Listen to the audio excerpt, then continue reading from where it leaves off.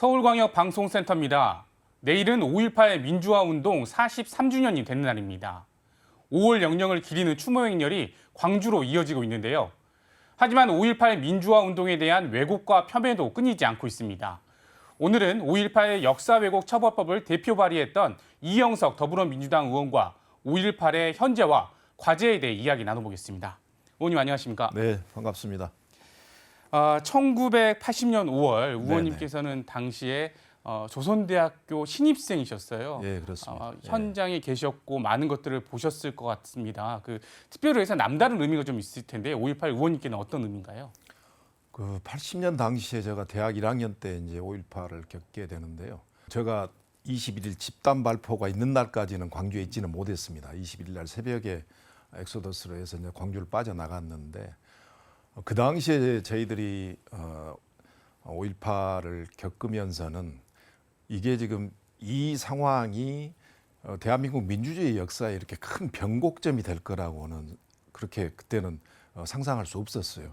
그냥 국가 공권력이 무도한 시민을 폭행하고 이런 부분에 대한 저항이었고 이제 그런 상황이었기 때문에 5.18이 이렇게 우리 민주주의 역사에 큰 그 역할을 하는 그런 사건으로 자리매김할 줄은 몰랐습니다만 지금 돌이켜 보면 그 당시에 광주 시민들의 국가폭력에 대한 저항 정신 그리고 특히 이제 저는 늘 이야기를 합니다만 5월 21일부터 27일까지 100만인 가까운 도시에 공권력이 부재가 돼 있었잖아요. 예. 치안이 부재 상황인데 그럼에도 불구하고 어떤 방화나 강간이나 또는 뭐 은행을 탈취했다거나 이런 강력범죄들이 없었지 않습니까? 이런 어떻게 보면 자치공동체를 이루는 그런 대동정신을 발휘했던 그런 광주라는 그런 역사적 의미를 담고 있는 그런 5.18이다. 늘 그렇게 생각을 갖고 있습니다.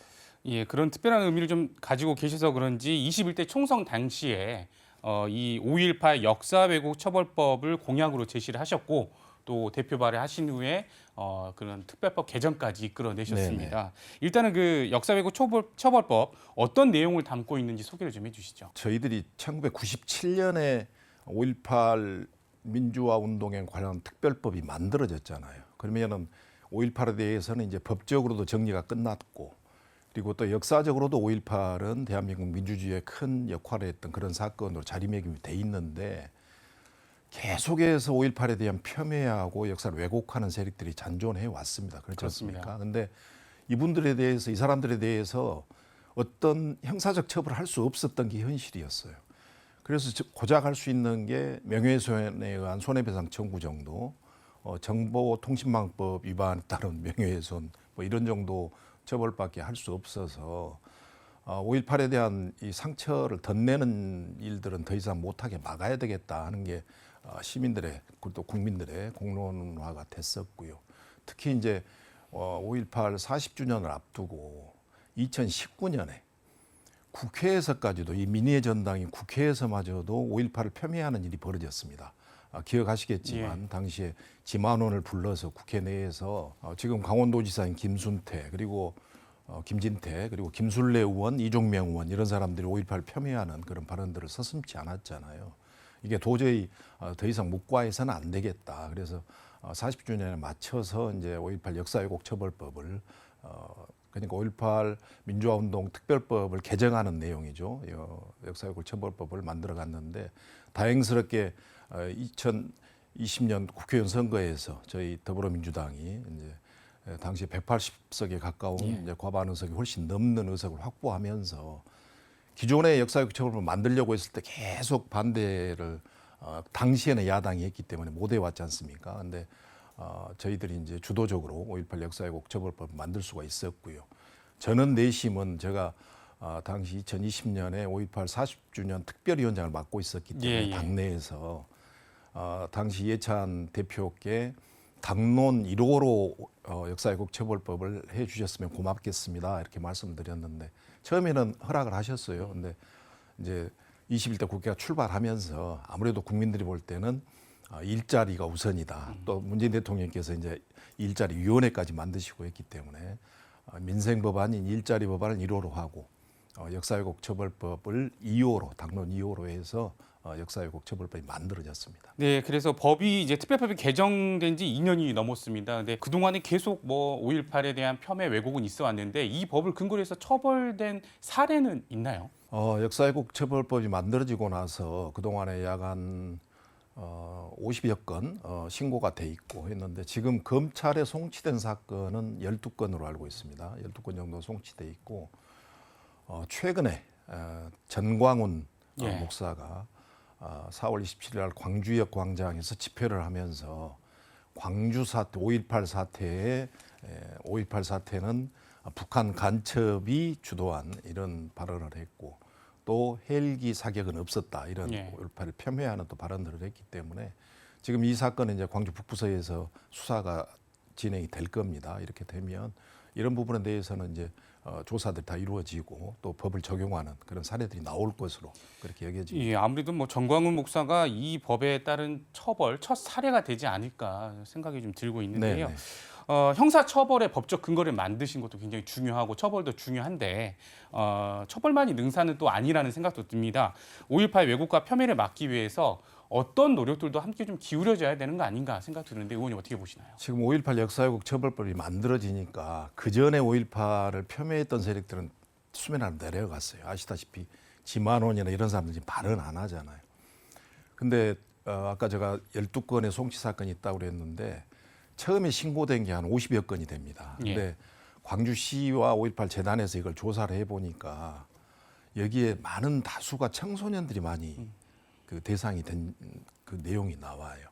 그러니까 이게 뭐냐면 지금 극우 유튜버들이 5.18을 폄훼하고 왜곡하는 영상들을 무작위로 막 뿌리잖아요. 예. 근데 여기에 이제 청소년들이 접근해서 이걸 본인은 아무 의식 없이 이제 이걸 퍼나르면서 네네. 이런 대상이 되고 하는데 이제 이게 이런 것들이 문제가 되는 거거든요. 그래서 법적 처벌도 중요하지만 무엇보다도 중요한 것은 5.18에 대한 진상이 규명돼야 되겠다.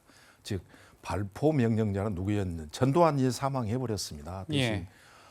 당시에 5.18 쿠데타의 주범들이 있잖아요. 아직도 군 수뇌부들이 남아 있습니다. 남아 있기 때문에 이런 사람들 그리고 또 당시에 5.18에 참여했던 계엄군이나 공수부대 지금도 이제 5.18 진상조사위원회에서 뭐 언론에 보면 계속해서 자막으로 당시에 뭐 증언이나 네. 자료가 있으면 제출해달라는 그런 지금 이제 광고가 나가고 있는데 이런 증언들이 좀 필요하죠. 그렇게 해서 5.18에 대한 진실을 정확히 규명을 하고 그리고 특히 뭐 안매장이나 지금 뭐 헬기 사격이나 이런 부분에 대해서 아직도 갑론을박이 많잖아요.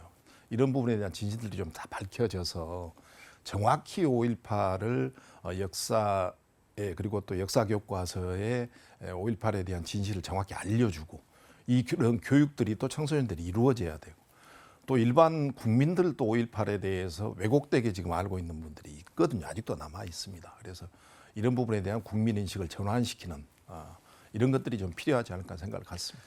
예, 앞으로의 과제들을 굉장히 많이 짚어주셨어요. 그 중에 또 하나가 5월 정신의 헌법 전문 수록입니다. 네네. 국가적 과제라고도 말씀을 하셨어요. 어떤 의미일까요? 5.18의 헌법 전문 수록은 저는 반드시 필요하다 이런 생각을 갖고 있고요. 아까 제가 서두에서 말씀드렸다시피 5.18은 단순한 그 국민적 저항 운동으로 끝나지가 않았지 않습니까? 광주라는 공동체가 공권력이 부재됐음에도 아까도 말씀드렸습니다만 그런 자치 공동체를 지켜나가는 이런 선진적인 시민의식을 갖는 운동이었기 때문에 예. 갖고 있었던 운동이었기 때문에 이건 5.18이 역사적으로 굉장히 중요한 맥락을 갖고 있고요.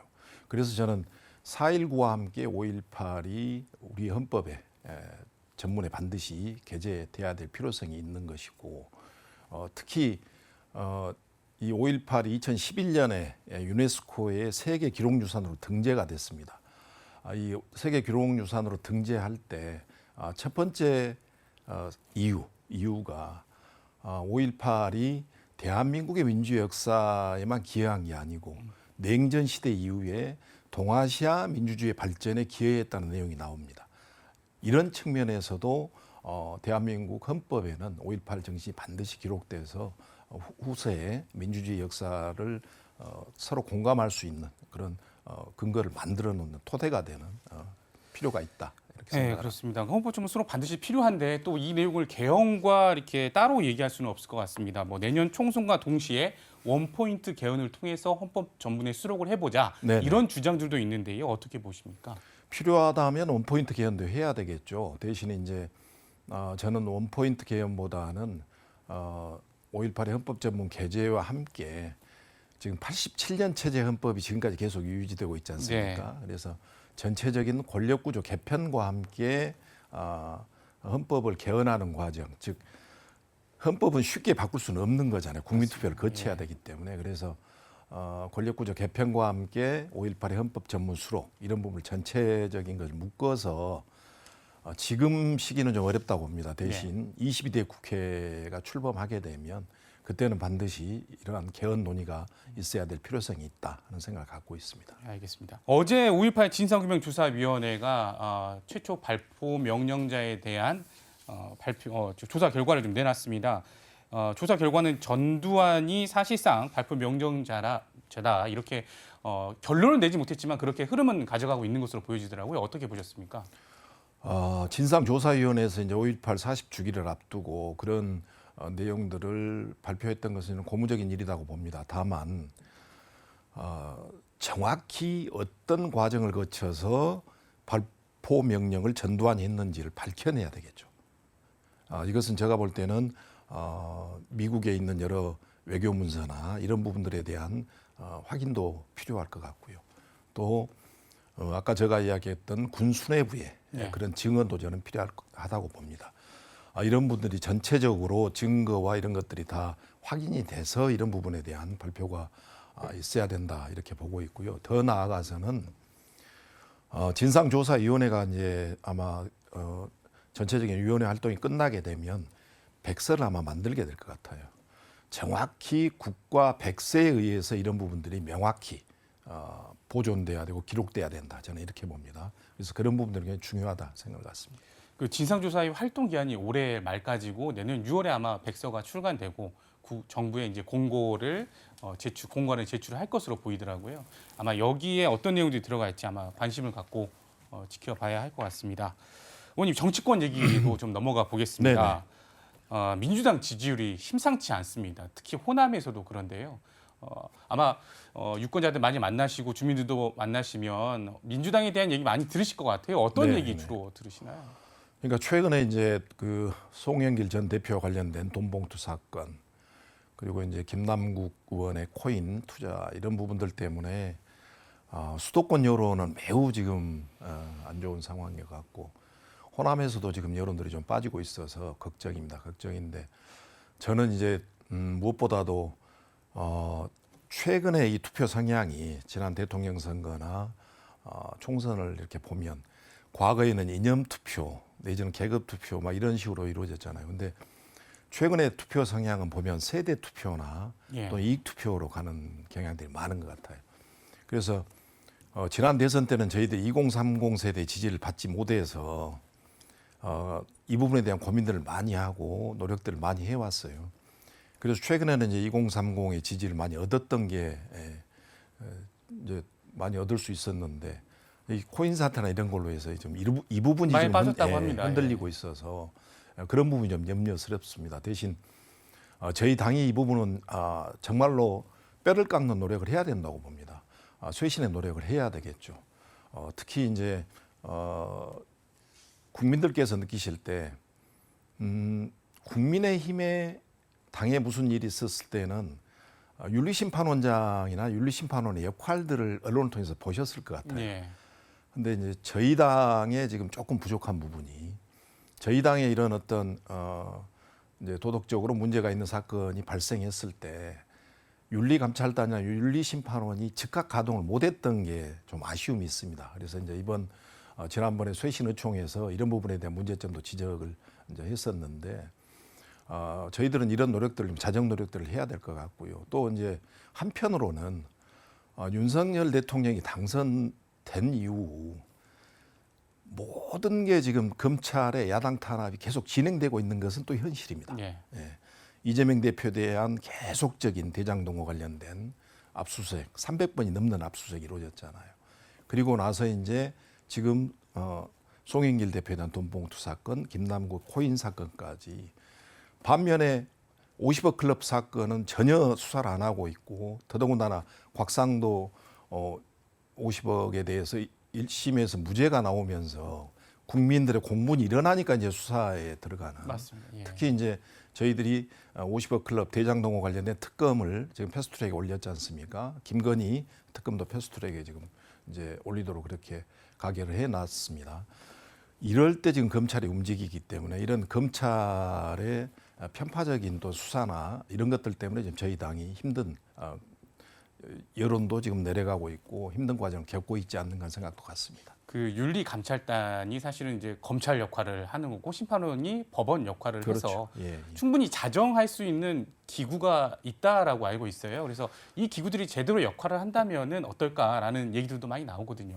이제 제대로 작동이 되게 만들어야 될 필요성도 있고요. 또 좀 보완을 해야 될 게 저는 이제 그런 부분에 대해서 문제 제기를 좀 했었는데 윤리감찰단이나 이런 부분들을 외부 인사를 대거 좀 영입을 해야 되고 전문가들을 많이 좀 영입을 해서 감찰단이 실질적인 역할을 할 수 있게끔 만들어줄 필요가 있는 겁니다. 지금 저희들이 당이 이게 딜레마에 빠진 게 왜 당에서 적극적으로 대응하지 못하느냐, 선제적으로 대응하지 못하느냐 하는데 지도부의 고충도 있어요. 뭐냐면 저쪽은 검찰은 모든 수사 기록이나 이렇게 자료들을 가지고 있지 않습니까? 네. 근데 저희들은 당내 조사라는 것은 그 당사자들의 증언이나 이런 것들을 한계가 있는 거죠. 증언이나 이런 것에 기초해서 예, 조사할 강제 수사는 수밖에. 할 수는 없죠. 예. 네, 그렇기 때문에 이런 한계가 있기 때문에 저희들이 조사해서 예를 들어서 자 이만큼입니다 해서 이 부분에 대해서 문제가 있기 때문에 이런 징계를 하겠습니다고 했는데 바로 검찰에서 뒤에